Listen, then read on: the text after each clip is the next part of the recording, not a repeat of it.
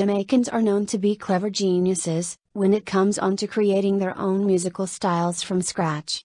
Most poor Jamaican music creators in the 1950s, 60s and 70s did not have access to radios nor television set, so they could not listen nor watch what was going on in the world, so they seek other alternatives to ease boredom of poverty, by huddling together where there is a studio, hoping that they might one day get a chance to make music to sell. When given the chance, their creative geniuses would kick in, thus forming different sounds and new genre. Rocksteady is a music genre that originated in Jamaica around 1966. A successor of ska and a precursor to reggae, rocksteady was the dominant style of music in Jamaica for nearly 2 years. It is genre that dominated the country's dance scene between the summer of 1966 and the spring of 1968.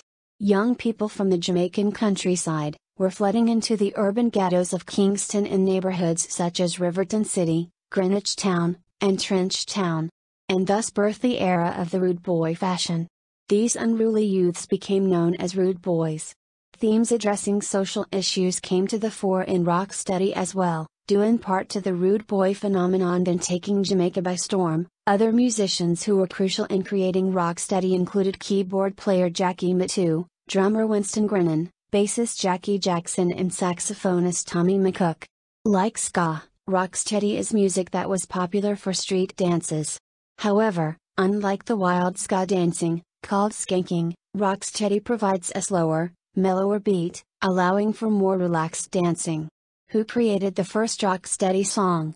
Alton Ellis is sometimes said to be the father of rocksteady for his hit Rocksteady, but other candidates for the first rocksteady single include Take It Easy by Hopton Lewis, Tougher Than Tough by Derek Morgan and Hold Them by Roy Shirley.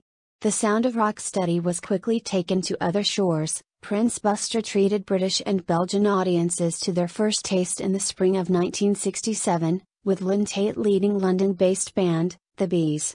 Clement Dodd arranged for Ken Booth and Alton Ellis to tour Britain with the Soul Brothers that September, and Byron Lee brought a troupe of dancers to Toronto with his Dragonaires to introduce rocksteady to Canada.